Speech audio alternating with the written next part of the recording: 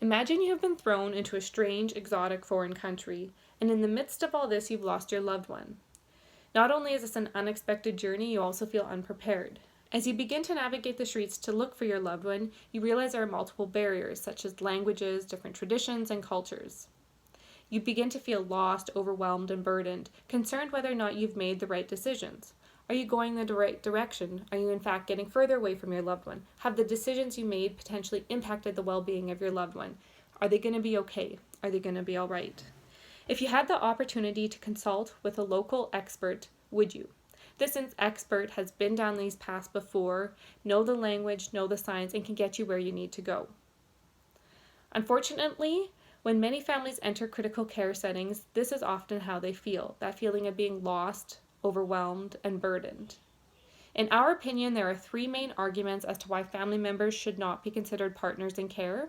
First, family members do not have the knowledge to make informed decisions. Similar to the scenario we provided, this individual in this foreign country did not have the information they needed to find their loved one.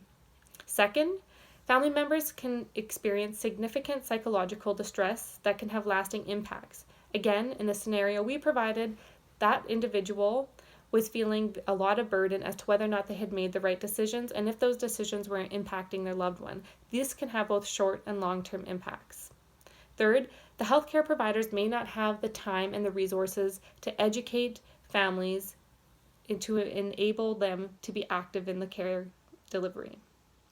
Our opponents have stated the following three claims.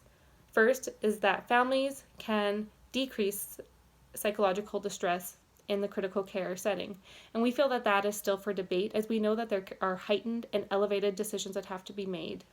Second, that family members are appropriate advocates for patients in ICU, and our concern is that there can be multiple barriers that limit those families from being the appropriate decision makers, such as different language issues.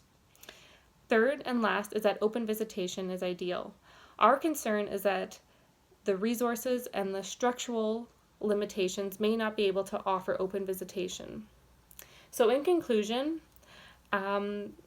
if you found yourself in a foreign country and you needed to get directions, you had your loved one with you on one side and a local expert on the other to guide you.